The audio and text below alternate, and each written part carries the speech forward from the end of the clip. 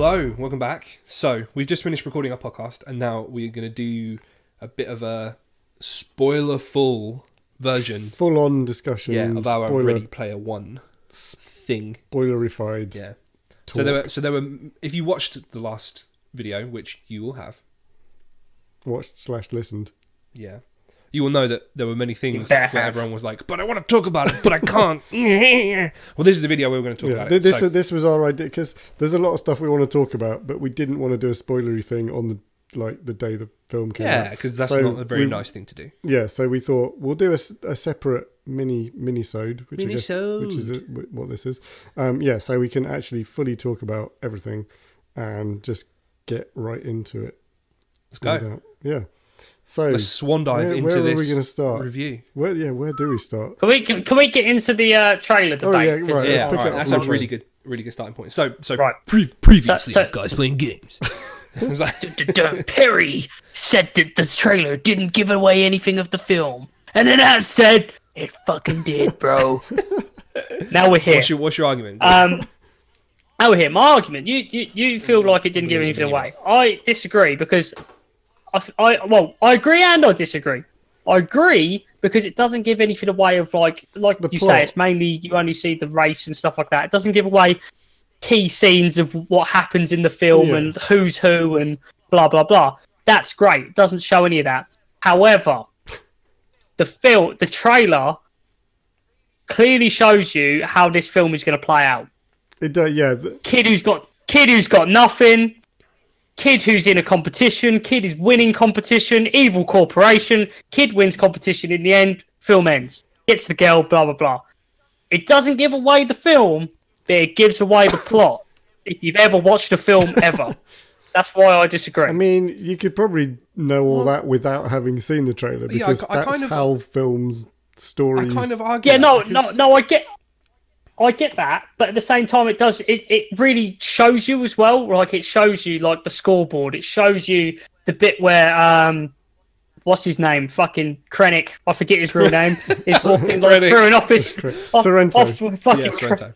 Yes, that's it. Sorrento is like walking through with the fucking gun and stuff like that. Yeah, there's a lot of visual aid to how the film is going and foreshadowing in the trailer for how it's going to play out. And there are actually a lot of snippets, like you say, the bit with the gun. That's like the very end of the film, like when when they're all in the truck, and like there are shots of like the force field surrounding the castle with it being bombarded in the army. All those shots are in the trailer. It doesn't necessarily lay out that like this is how things happen in the film. There is stuff in the trailer that there's a lot of foreshadowing in the trailer, which it doesn't give away the movie, but it gives away the movie. Do you know what I mean?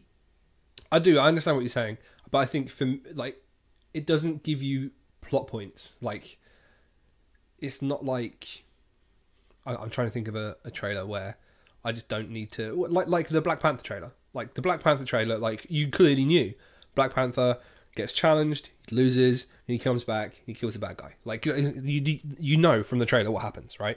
I don't think it does that sort of thing in the RPO trailer. I think it's I mean, I'm not sure. It does and it doesn't. Yeah, I wouldn't say I completely agree with us. I see both sides of this point. Yeah, like. Of this argument. Can I just jump in? I think the best example of a trailer where it doesn't give anything away, in recent memory anyway, is probably The Force Awakens. I remember when before that film came out, that trailer was really misleading. Even the Last Jedi trailer, really, really misleading for the way those films played out. Really threw you off the scent. Ready Player One, on the other hand, you knew how that film was going to start. You knew how that film was going to go in the middle, and you knew how that film was going to end from that trailer.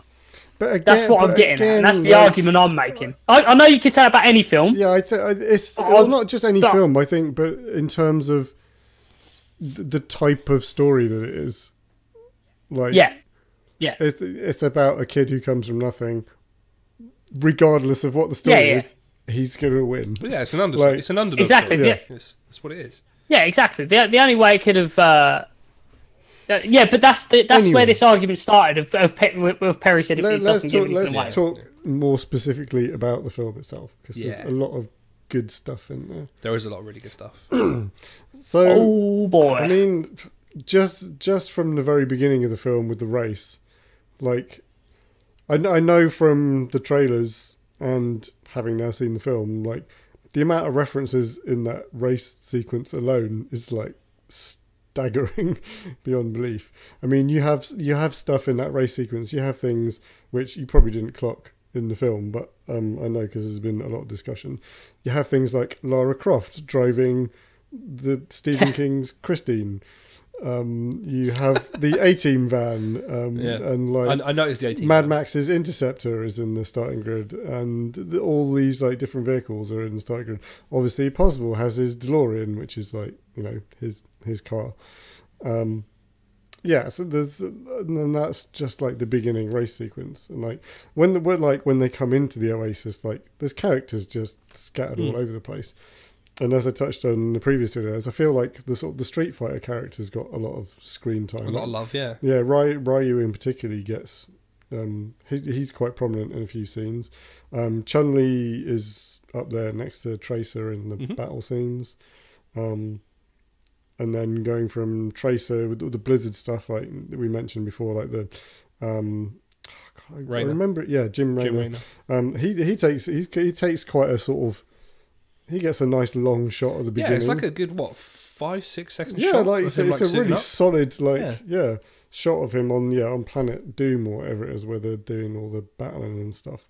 And yeah, I know the Battletoads are in the battle scene as well. The Battletoads were the best bit. They were so fucking good. Like right at the beginning of like the end fight scene, like the last fight. Yeah. You just see like this huge wave of people, and then these Battletoads come over the hill. Like you're like, yes. But yeah, really, I mean, I say there's so much to get into. Like, I almost don't even know where to start. Like, speaking about the DeLorean, don't know about you guys, but the whole way through the film, I felt like I was watching Back to the Future, like because of the music, the Alan Silvestri soundtrack. Yeah, I legit, I honestly at points I thought they actually just ripped the music from the film and just dumped it in Ready Player One, because I was just like, just the little twinkles and stuff like that.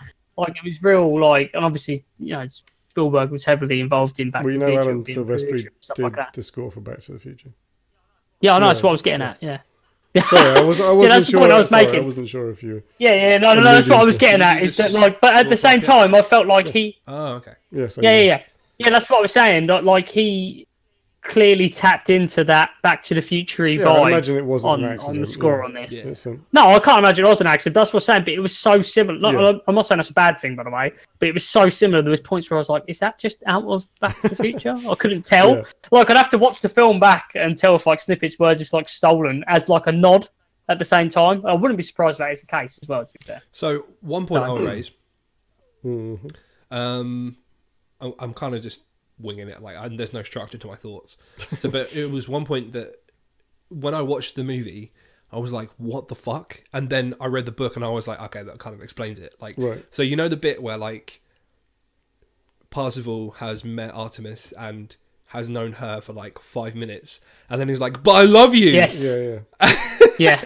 But there's no context, because like exposition there in the book. He's actually been following her blogs and stuff. They allude to it in the film. Yeah. They do say like, because he is quite starstruck when he sees her in the you're the legendary Artemis. And like he's like, "Oh, I've been watching it." In the film, he's like, "I've been watching all your Twitch streams," which I thought was cool. Yeah, it was his Twitch streams. Yeah. So it's kind of it's alluded to that he has been following her. But in the book, it's far more. What's the word? I mean, I think it comes down to, again, like the fact that the timeline is so condensed in the film. Yeah. It's kind of difficult to get that across without making more of a point of it.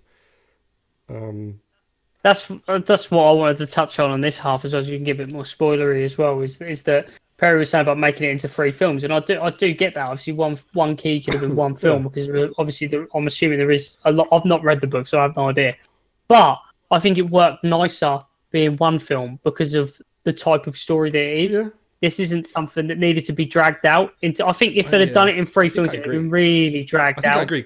Like the whole film itself is a race against time, right? Like you're racing to get to the end to get this like to win the Oasis before the enemy can take it, right? So it works really well in that context, and you get the hustle. But I think like the transition between key 1 and key 2, it's like I got key 1, got key 2. It's like no, it was 2. It was 2 to 3 when they come out of number 2. It's like, oh yeah, and the other guys have found key 3. Let's go there. And it's like holy crap! We've just got the second one. Isn't the clue they get from key 2 though is very obvious as well? I think, and that kind of covers it. I think they just say that IOI already found or solved the clue, so it's just like, right, that was it. We're off. Let's go. So yeah, it's kind of massively shortcutted that. But so where are you in the book at the moment? Because I don't want to give too much away. What's happening in the book where you've got to? I know you said chapter 6, but I read it like 2 years ago. So in your own time, Parzival was hanging out with H. Is he still on the school planet? Yeah, he's just leaving the school planet, I think. Has he done the first key? No. Okay. I won't say anything about the first, because the whole beginning. I mean, of the book, you can. I mean, it's not going to be a spoiler. Well, no, it's not going to be a spoiler. I'm going to read it anyway. It's not going to spoil it because he's already. Well, no, because so the whole beginning of the book is like way slower. Like there's a whole. It is, it's super slow. It's like the whole him, like his life in the stacks, and like in the book he is basically trapped on the school planet, which he logs into every day because he has like no money, so he can't afford to leave the starting planet. Yeah, he can't pay the teleportation fees to get to the other planets. Off to the other planets. So he just spends all his time on the starting planet.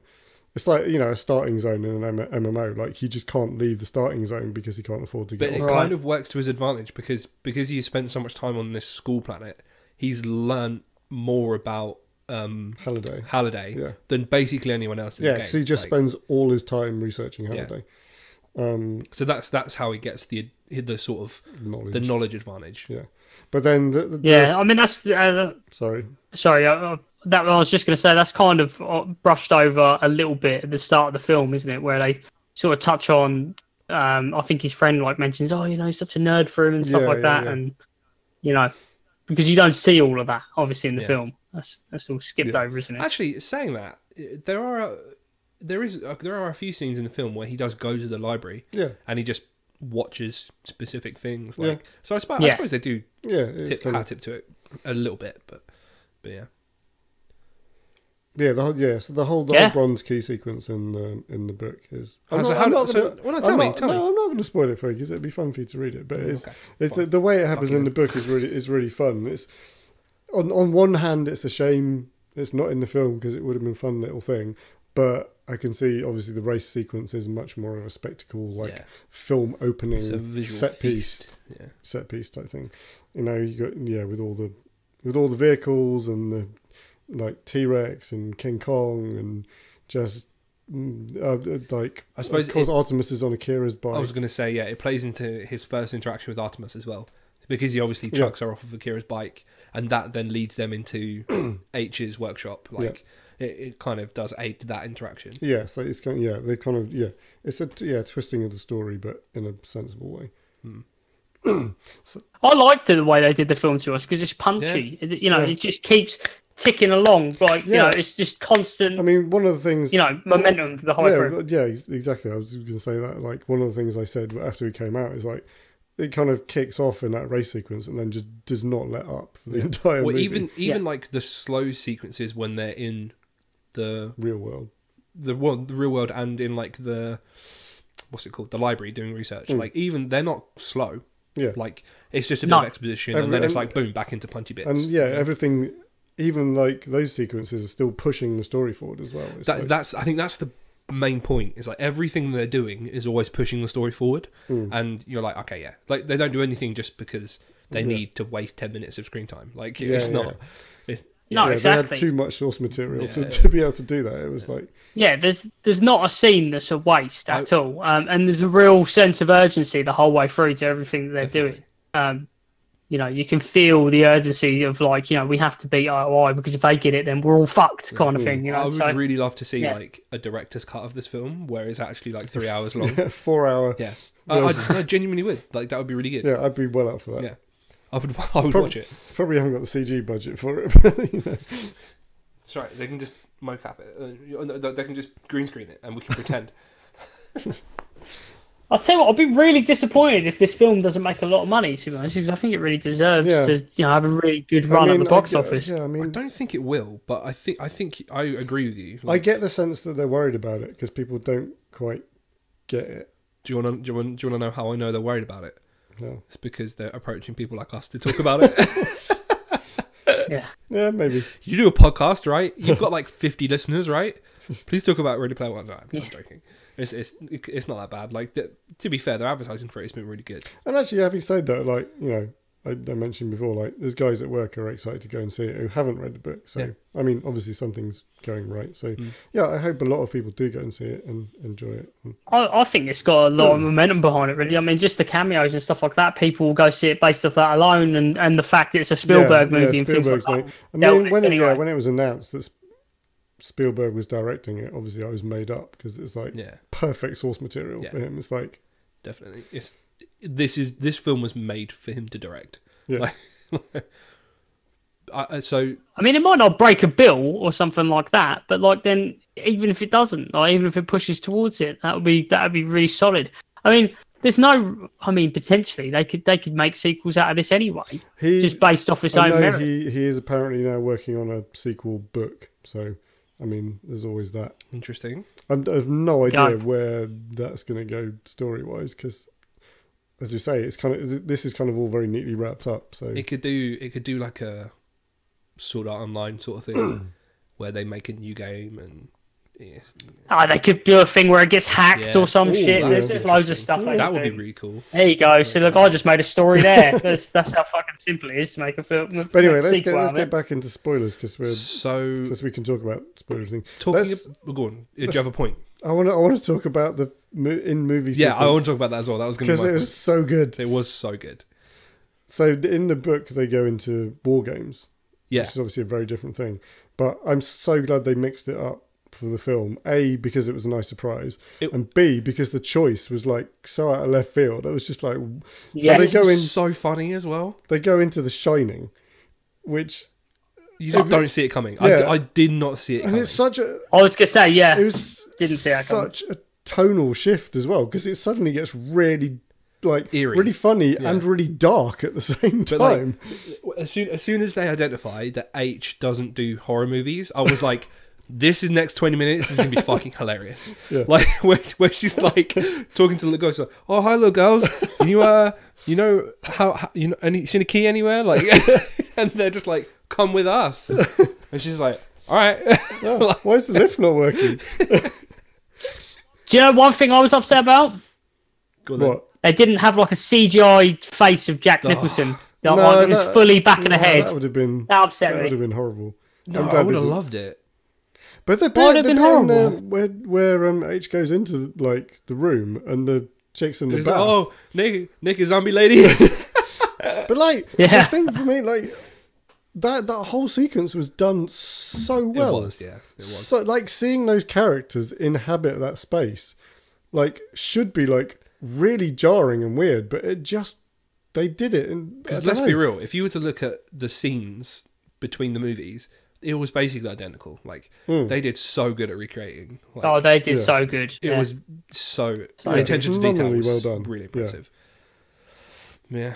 So that whole sequence was definitely a standout for me. A definite highlight. Yeah, agreed. Same. Like I say, that just come out of nowhere as well. Like completely was not expecting that, and it was just like, oh, okay, they're here now. the other bit, and I lost my shit at as well, and had me rolling was when.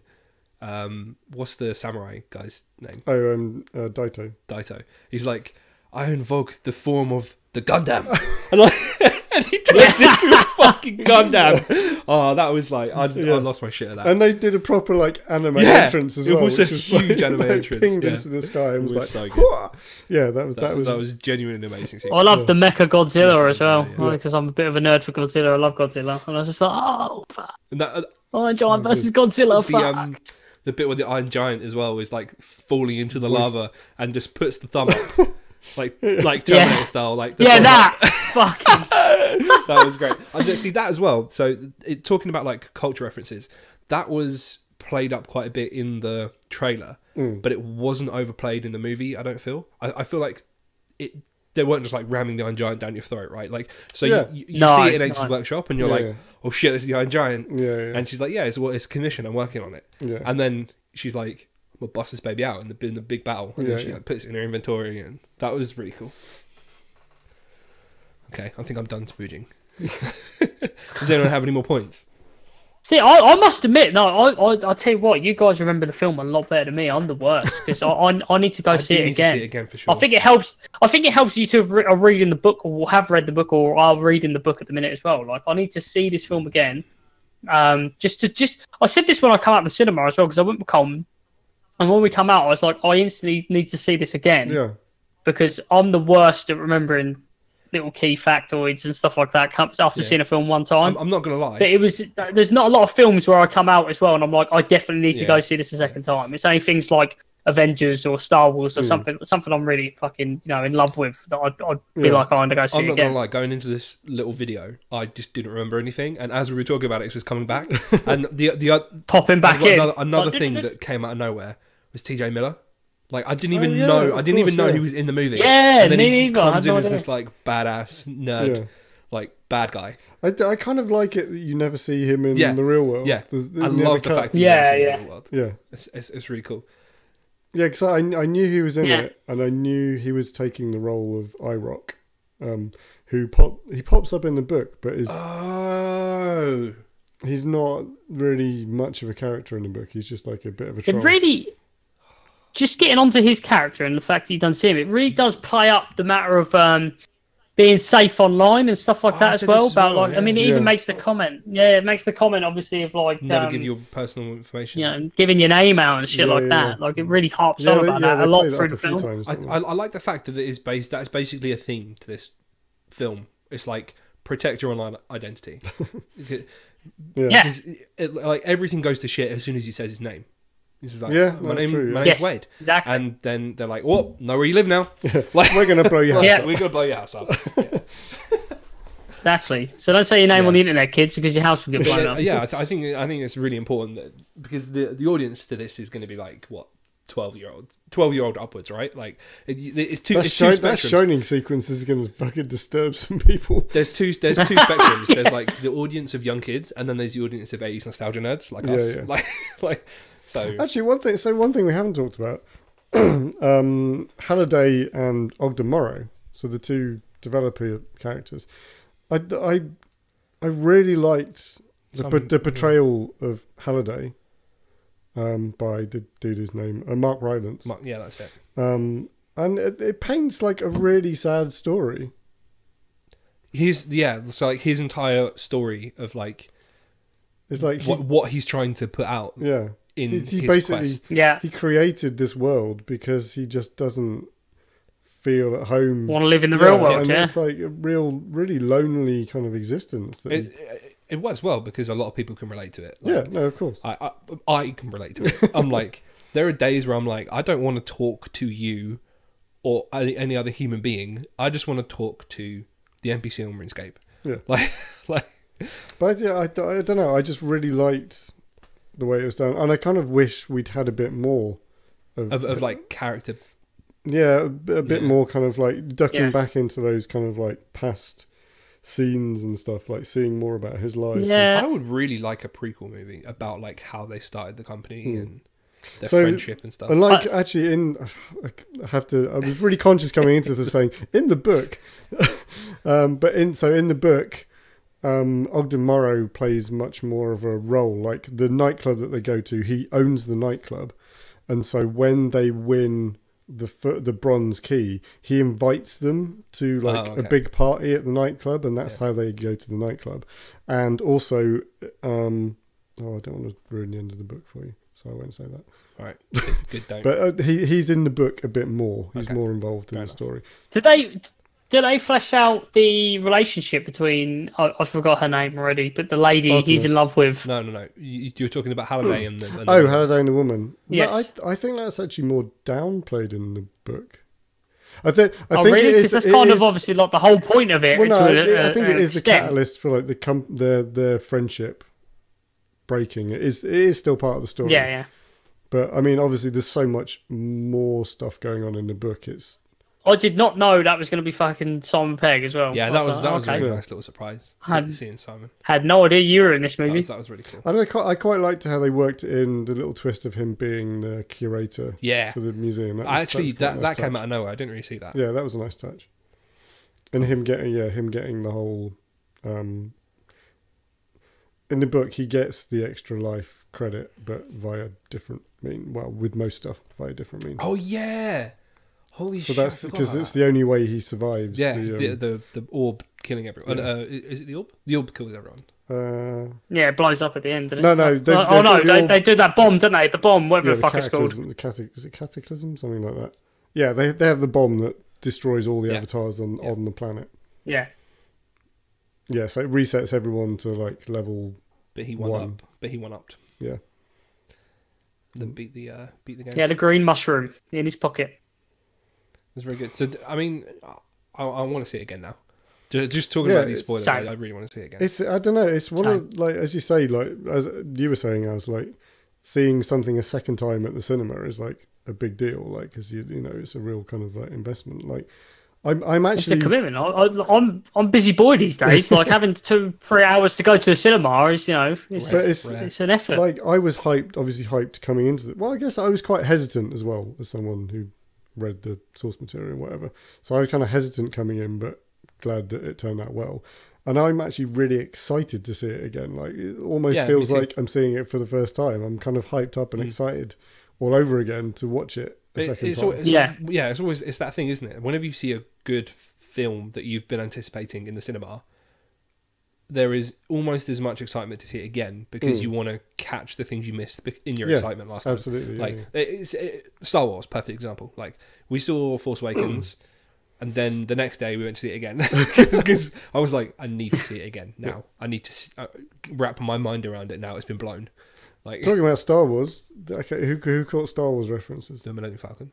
Yeah, so they mentioned the Falcon. He called him Padawan at one point. Oh yeah, as I said, I remember he said that. There's X-Wings. Is there even lightsabers? There aren't lightsabers. Is it? I'm pretty sure there are. There's X-Wings? Yeah, there were X-Wings in some of the... There was definitely X-Wings. I think you see an X-Wing in H's garage, and I think there are also some in... I thought I didn't have the rights to anything for Star Wars. Yeah, the other character that I know, the very first shot when he goes into the Oasis, there is Watto from Phantom Menace waddling towards the camera. Seriously? Yeah, it was one of the first things I clocked when they went into the Oasis. I was like, that's fucking Watto.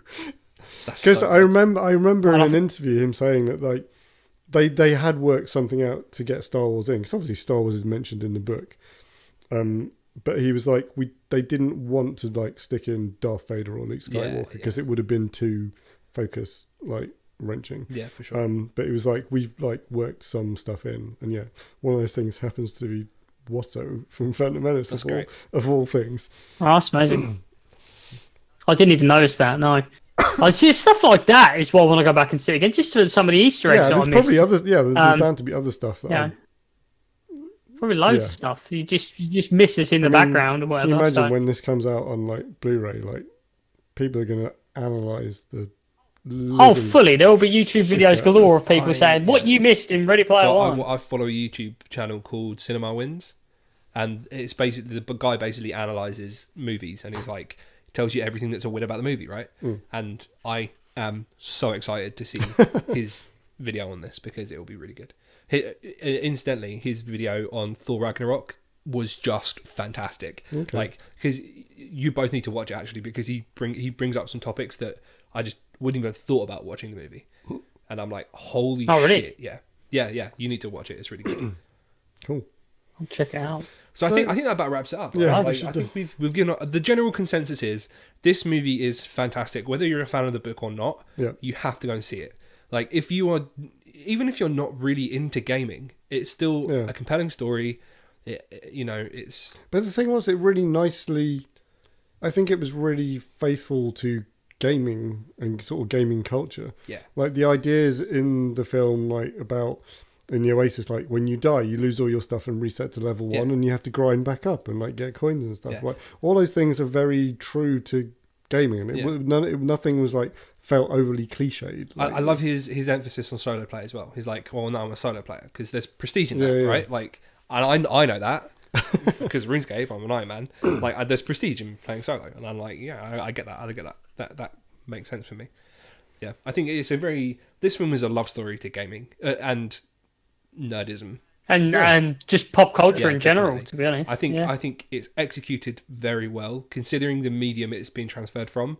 Like they've done very well to keep the main story and then adapt where they need to the points that were a bit too overcomplicated in the book. They've produced a film that is really entertaining. It's a visual feast, and it's just well worth watching. Yeah. I think that's pretty good. Wholeheartedly agree. Yeah.